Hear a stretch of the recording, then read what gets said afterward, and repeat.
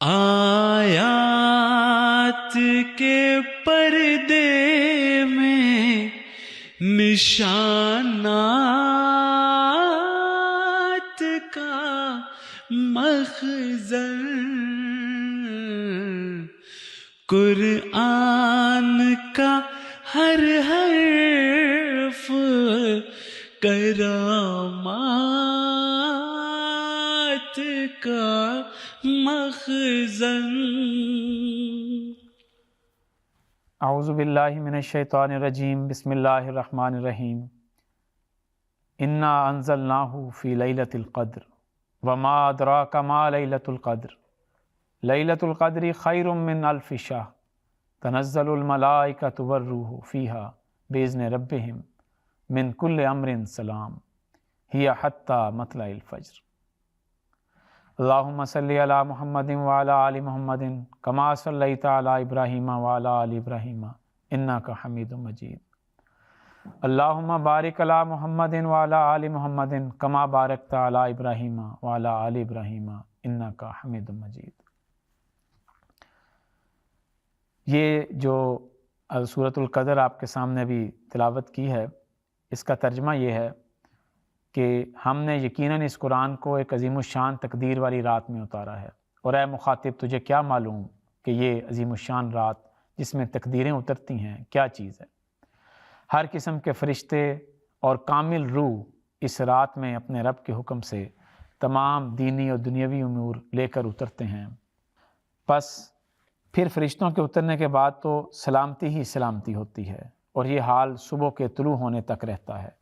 سامعین کرام، حضرت مسیح موعود علیہ السلام کے دور میں ایک دفعہ چند لوگوں نے ارادہ کیا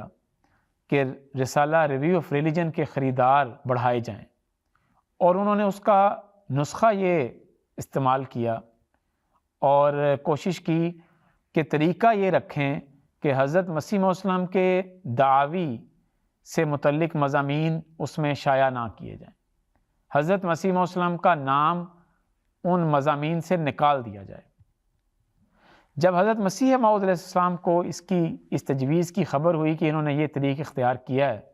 تو حضرت مسیح علیہ السلام نے فرمایا کہ مجھے چھوڑ کر کیا تم مردہ اسلام پیش کرو گے؟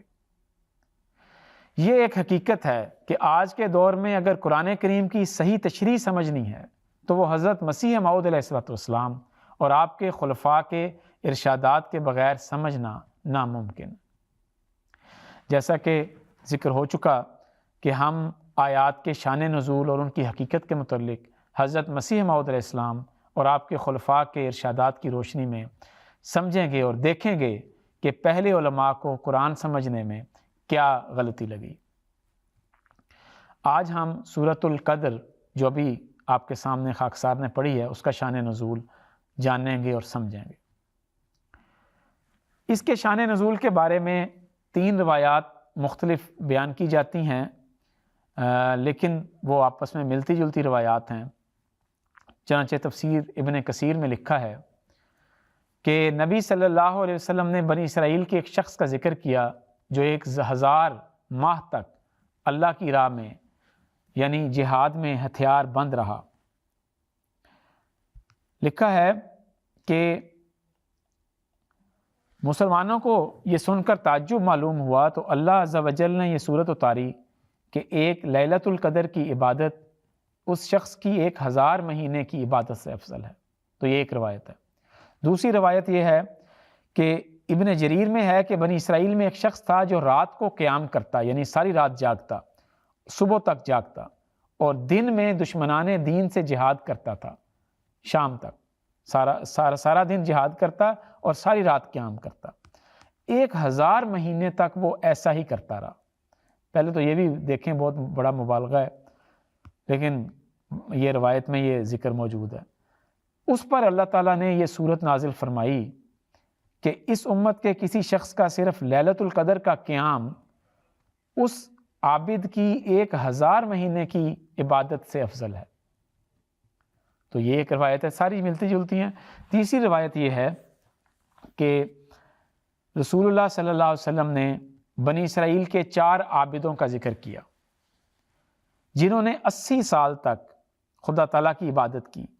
اور ایک آنکھ جھپکنے کے برابر بھی خدا کی نافرمانی نہیں کی، اور وہ 4 نبی تھے۔ ان کا نام حضرت ایوب، حضرت زکریا، حضرت حزقیل اور حضرت یوشع بن نون علیہ السلام۔ تو کہتے ہیں یہ بات سن کے اصحاب رسول صلی اللہ علیہ وسلم کو سخت تعجب ہوا، چنانچہ آپ کے پاس حضرت جبرائیل علیہ السلام آئے اور کہا کہ اے محمد صلی اللہ علیہ وسلم، آپ کی امت نے اس جماعت کی اس عبادت پر تعجب کیا تو اللہ تعالیٰ نے بھی اس سے افضل چیز آپ پر نازل فرمائی اور فرمایا کہ یہ جو آپ کو دیا گیا ہے وہ لیلۃ القدر ہے، وہ سب سے افضل ہے۔ اس پر حضرت صلی اللہ علیہ وسلم اور آپ کے صحابہ بے حد خوش ہوئے۔ تو یہ روایات میں آتا ہے، اور یہ ذکر بھی ملتا ہے کہ تمام مفسرین نے اجماع کیا اس بات کے اوپر کہ یہ واقعی اسی طرح ہوا ہے، اور یہ واقعہ بالکل درست ہے، اور یہی اس کا شان نزول ہے، یعنی اس آیت کی جو وجہ تھی وہ یہی تھی۔ حضرت مسلم اور رضی اللہ تعالیٰ نے گویا اس کے اوپر اپنا تبصرہ بیان کیا ہے، اور آپ نے کہا ہے کہ یہ بڑی عجیب و غریب سی یہ وجہ بیان کی گئی ہے کہ 4 نبیوں نے 80 سال تک عبادت کی، بلا ناغہ عبادت کی، اور اس پر جب ان کو تعجب ہوا کہ یا رسول اللہ ہم تو اس لیول تک نہیں پہنچ سکتے، تو اس موقع پر پھر حضرت صلی اللہ علیہ وسلم کو اللہ تعالیٰ نے یہ والی صورت نازل کی اللہ تعالیٰ نے کہ اِنَّا أَنزَلْنَاهُ فِي لَيْلَةِ الْقَدْرِ وَمَا أَدْرَاكَ مَا لَيْلَةُ الْقَدْرِ، کہ تمہیں ان کی 80 سال کی عبادت پر تمہیں رشک آ رہا ہے۔ اسلام کی تو یہ کیفیت ہے، اگر کسی کو لیلۃ القدر نصیب ہو جائے تو ایک رات کی عبادت جو ہے وہی ان 80 یا 83 سالوں سے بڑھ جاتی ہے۔ حضرت مسلم اور رضی اللہ تعالیٰ عنہ نے اس پر تبصرہ فرمایا، آپ نے فرمایا میرے نزدیک یہ روایت قابل قبول نہیں، اور اسے تسلیم کرنا عقلی طور پر ناممکن ہے، کیونکہ اگر واقعہ میں کسی کو 80 سال عبادت کرنے کا موقع مل جاتا ہے تو اس پر کسی شخص کو محض ایک رات میں عبادت کرنے کی وجہ سے کس طرح فضیلت دی جا سکتی ہے؟ پھر فرماتے ہیں کہ اگر کوئی یہ کہے، حضور اس کا ذکر کرتے ہیں، اگر کوئی یہ کہے کہ ایک رات کی عبادت ہی اتنے سوز و گداز سے کی ہے، تو یہاں پہ تو ایک رات کا سوال نہیں ہے، 1 گھنٹے میں اگر کوئی شخص اپنے اخلاص کا ثبوت دے دے تو وہ دوسرے کی 80 سالہ زندگی سے ہی بڑھ سکتا ہے۔ لیکن فرمایا 1 گھنٹے کا سوال بھی نہیں ہے، اگر کسی پر 1 منٹ بھی ایسا آ جائے کہ اس کا وہ 1 منٹ دوسرے شخص کی 80 سالہ یا 100 سالہ عبادت سے بڑھ جائے گا۔ چنانچہ آپ نے پھر مثال دی، حضرت مسلم اور رضی اللہ تعالیٰ عنہ نے آپ نے مثال دی کہ دیکھو حضرت ابراہیم علیہ السلام پر ایک وقت ایسا آیا کہ جب 80 سال کی عمر کے بعد ان کے ہاں ایک بچہ پیدا ہوا، اور اللہ تعالیٰ نے حکم دیا کہ اس کو ذبح کر دو۔ حضرت مسلم فرماتے ہیں کہ حضرت ابراہیم علیہ السلام کی وہ گھڑی جس میں وہ اللہ تعالیٰ کی خاطر اپنے بیٹے کو ذبح کرنے کے لیے تیار ہو گئے، یقیناً کئی لوگوں کی 80 بلکہ 100 سال کی عبادت سے بھی بڑھ کر تھی۔ اور پھر فرمایا اور یہ کہنا کہ سوز و گداز اور اخلاص کی وجہ سے بعض دفعہ ایک رات کی عبادت 83 سال کی عبادت سے بڑھ جاتی ہے، یہ جواب بھی اس موقع پر چسپاں نہیں ہو سکتا، کیونکہ اگر یہ روایت اس جگہ چسپاں کی جائے تو پھر اس کے یہ معنی ہوں گے کہ نبیوں کی 80 سالہ عبادت سے غیر نبی کی ایک رات کی عبادت بڑھ جاتی ہے، کیونکہ اس میں سوز و گداز ہوتا ہے،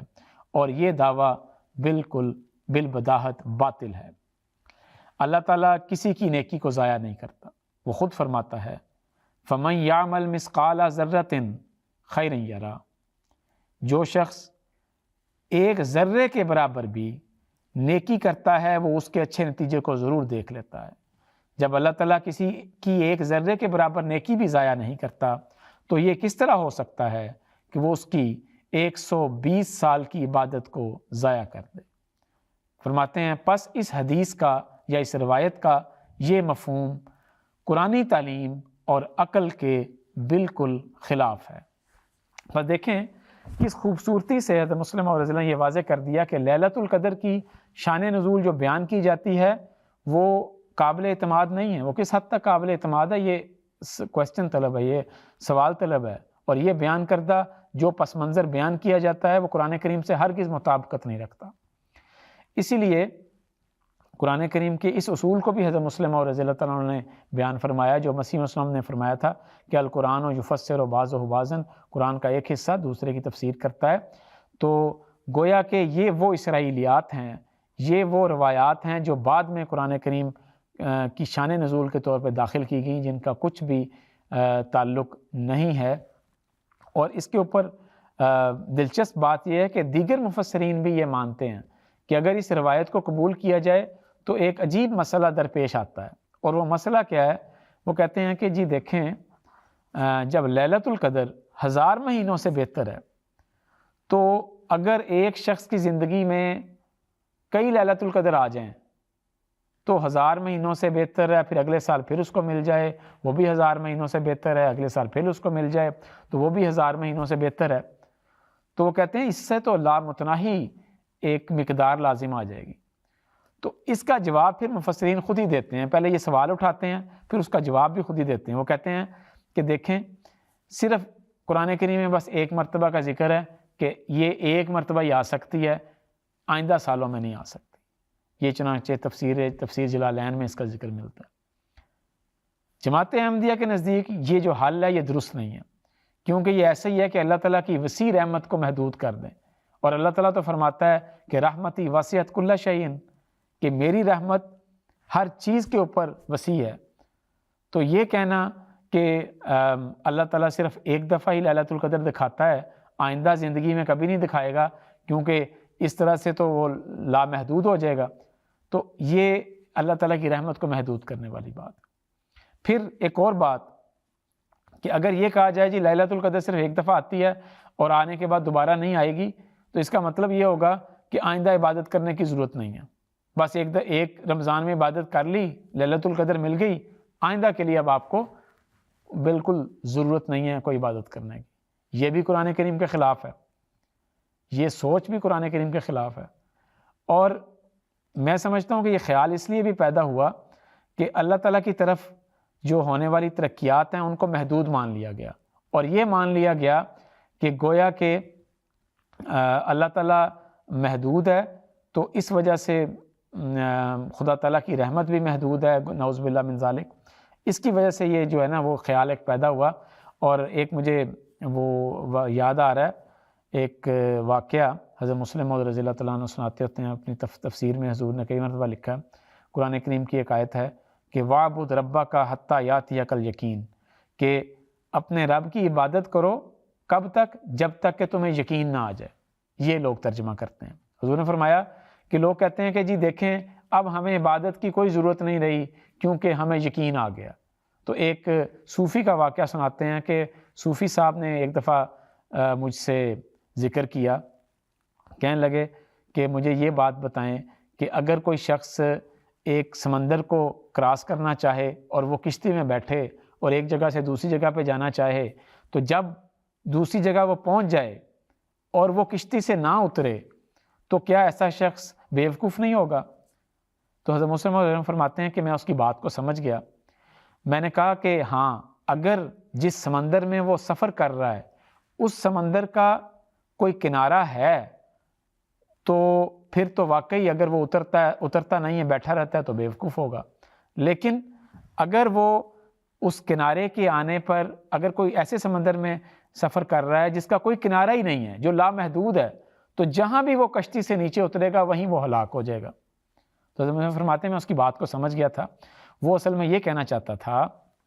کہ اللہ کی عبادت اس وقت تک ضروری ہے جب تک یقین نہ آ جائے، جب تک آپ منزل تک نہ پہنچ جائیں۔ تو کہتا ہے کہ اب مجھے نماز کی بھی ضرورت نہیں، روزے کی بھی ضرورت نہیں، کسی عمل کی کوئی ضرورت نہیں ہے، کیونکہ مجھے یقین آ چکا ہے۔ تو اس بات کو حضرت مسلم موعود نے فرمایا کہ اللہ تعالیٰ تو ایک لامحدود ہستی ہے، اللہ تعالیٰ ایسا سمندر ہے جس کی کوئی حد نہیں ہے۔ تو یہ کہنا کہ اللہ تعالیٰ کی ذات محدود ہے تو یہ بالکل غلط بات ہے۔ اسی لیے جو لیلۃ القدر کے جو یہ معنی کرتے ہیں کہ گویا کہ ایک رات کی عبادت ہے صرف اور آئندہ عبادت کی پھر ضرورت نہیں رہے گی، یہ معنی قرآن کریم کے خلاف ہیں اور